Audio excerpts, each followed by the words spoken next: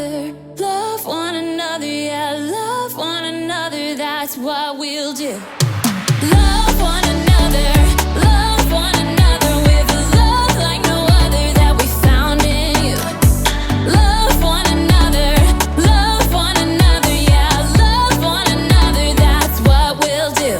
We're alive to love one another. We're alive with love like no other. We're alive, we're sisters and brothers. We're alive to love one another.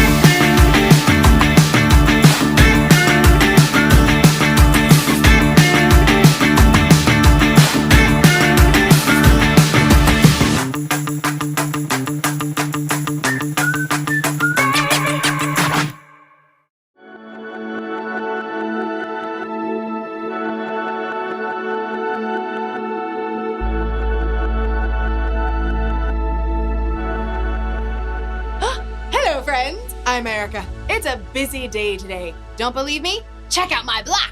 Oh, take a look at all this hustle and bustle. These people could use some compassion. Compassion is caring enough to do something about someone else's need. But who has time for compassion when you're so busy all the time? I mean, it's the same every day. Get up, get dressed, pop dart for breakfast, school, lunch, more school. Then there's homework, video games, a few selfies, dinner, music practice, and bed.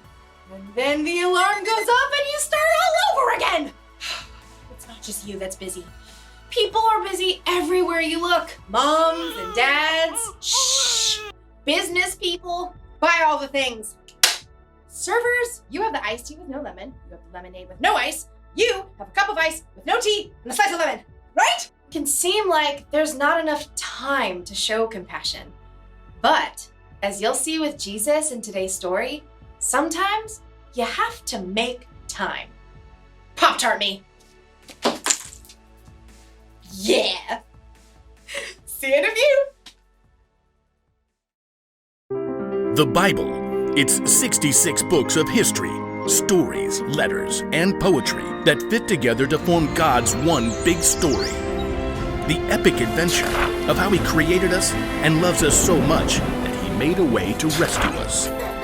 As we travel through the Bible, from Genesis to Revelation, we discover people who met God and found their lives changed forever.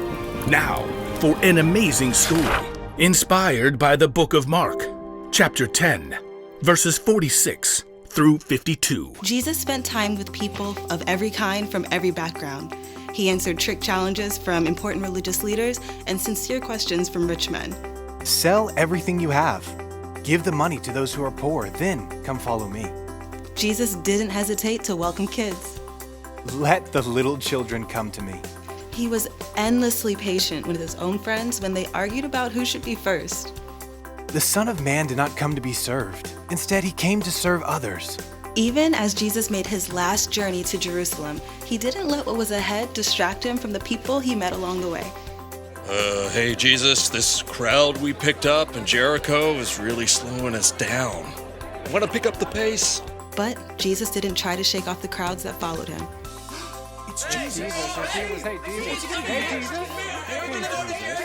Jesus. A short way ahead, a man named Bartimaeus sat by the road on a torn and dusty mat. He stretched out his arms desperately, hoping someone would drop a few coins in his empty hand. Please, help me. Bartimaeus was blind. There was no work he could do to earn money, so he depended on the kindness of strangers passing by. The crowd quickly surrounded him. He's right there! It's him. I see Jesus. I swear I see him over there. Jesus? Bartimaeus had heard of Jesus. He'd heard stories of sick people who'd been healed by Jesus, and in his heart, he believed they were true. Jesus! Bartimaeus knew he couldn't let this chance slip away. Jesus! Son of David! Have mercy on me! Shh! Be quiet! Jesus probably doesn't have any time for you. Son of David! Have mercy on me! Let it go! Jesus! Through all the noise and clamor, Jesus heard Bartimaeus' plea. It would have been easy to keep walking, to push on towards Jerusalem, but instead, Jesus stopped. Call for him. What's happening? Cheer up! On your feet! Bless your heart, Jesus is actually calling for you. Me? He heard me. Bartimaeus jumped up, tossing aside his dusty coat. He staggered towards the voice he'd heard. Hands in the crowd helped him to find his way. Jesus! What do you want me to do for you? Teacher! I want to be able to see. Jesus smiled as he looked directly into Bartimaeus' unseeing eyes. Go. Your faith has healed you. Bartimaeus blinked and blinked again. Bright colors and shapes flashed before his eyes, vivid and breathtaking. My eyes! I can see! As a brand new world came into focus, Bartimaeus fixed his gaze on the face before him, the deep eyes and kind smile of Jesus. Thank you, Jesus! Thank you! Jesus nodded, then turned again towards Jerusalem. As the crowd began to move, Bartimaeus joined in to follow the man who had stopped for a few minutes to change his life.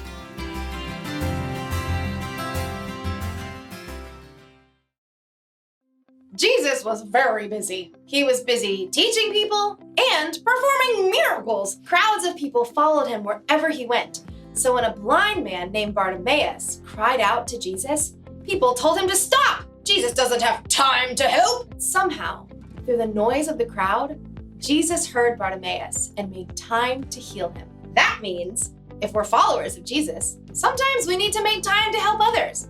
After all, there are a lot of people on our block who need help. There are people who need understanding. There are people who need space. But how can we help others when we're so busy all the time? Well, sometimes it means giving up what you want to do so you can do what someone else needs. There are only so many hours in the day. We should use at least some of that time showing compassion to the people around us who need it. That's the one thing to remember today. Make time to help others. You may not be able to help everyone, but if one person makes time to help another person, then pretty soon there's a chain reaction of compassion. And Pop-Tarts always help.